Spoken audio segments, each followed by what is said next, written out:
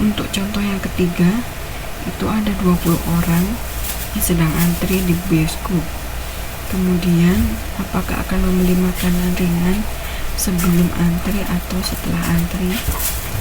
Nah, dari situ didapatkan hasilnya 7. Orang mengatakan membeli makanan ringan sebelum mengantri, dan 13 mengatakan membeli makanan ringan sesudah mengantri tiket. Untuk uji hipotesisnya didapatkan bahwa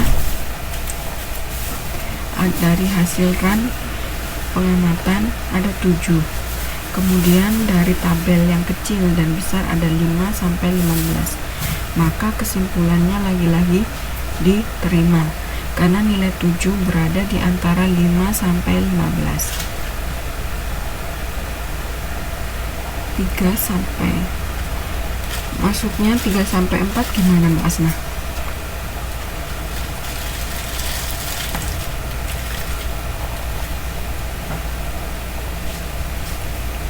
Tiga sampai 4 didapat dari mana, Mbak Asna?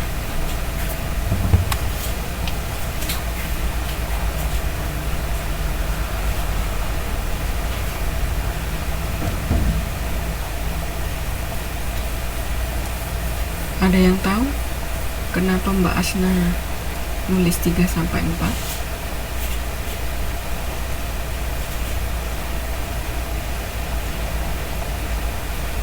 Untuk jawaban Mbak Prima sudah benar, run pengamatannya ada 7.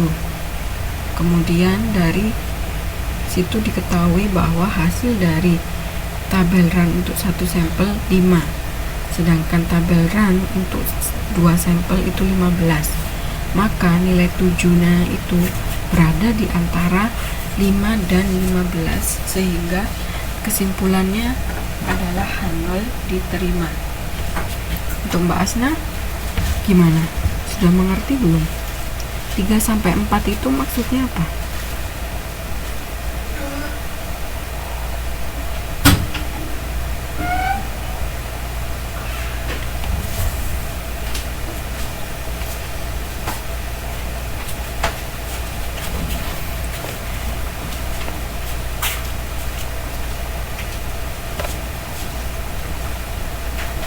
Yang 7.5, halaman 7.5, 1, 2, 3, 4, 5, 6, 7.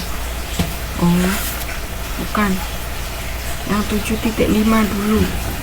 Memang halaman 7, soal dari halaman 7.5 itu jawabannya ada di 7.6 yang atas. Ya, 5 itu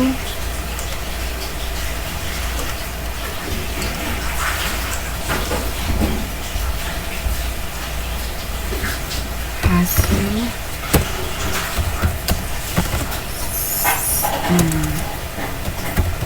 tabel satu sampel bersama dengan prima.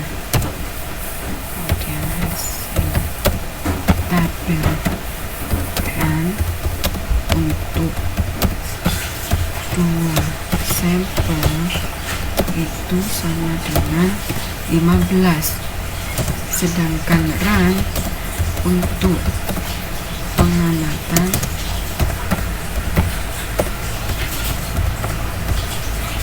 itu sama dengan 7. Maka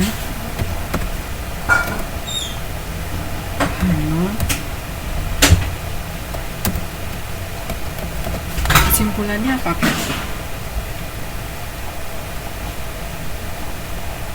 Kalau diketahui seperti yang saya tulis di whiteboard, maka kesimpulannya ya benar.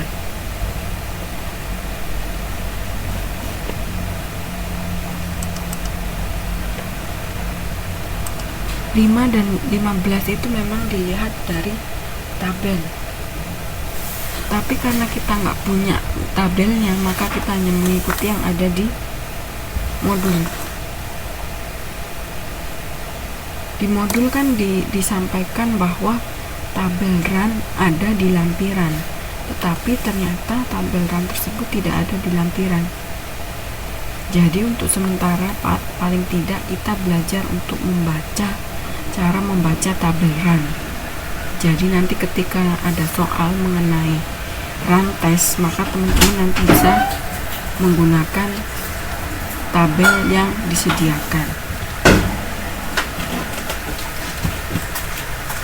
Ya, Mbak Gita benar, kesimpulannya diterima karena RAN pengamatan ada di antara 5 hingga 15.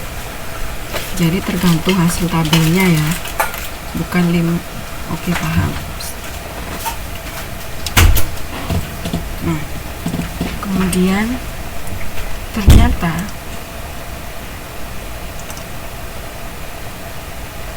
untuk data yang dengan jumlah besar atau lebih dari 30, tabel RAN ini tidak bisa lagi digunakan untuk mengambil kesimpulan.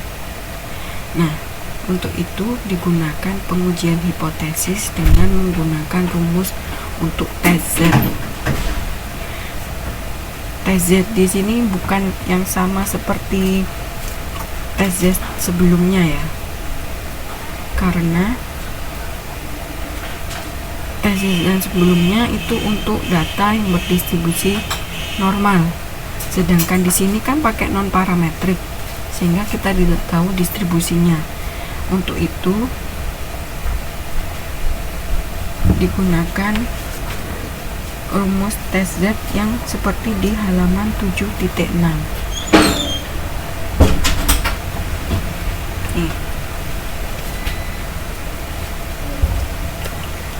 Di halaman 7.6 bisa dilihat semuanya.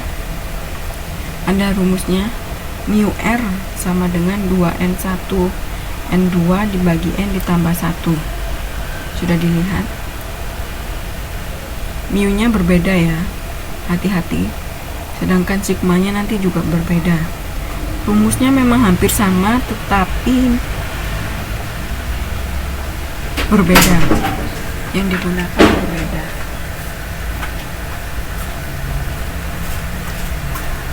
Gimana? Ini harus dilakukan konversi dulu dari ordinal ke interval atau rasio untuk bisa menggunakan TZ untuk data yang berskala ordinal. Sudah dilihat teman-teman rumusnya?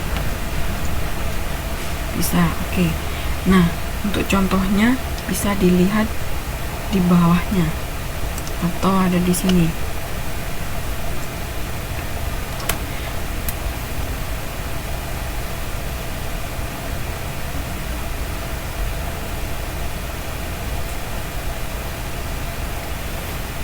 Pada sebuah perusahaan dilakukan penelitian secara random untuk mengetahui apakah karyawan akan mengambil cuti saat musim liburan sekolah ataukah di luar musim liburan sekolah.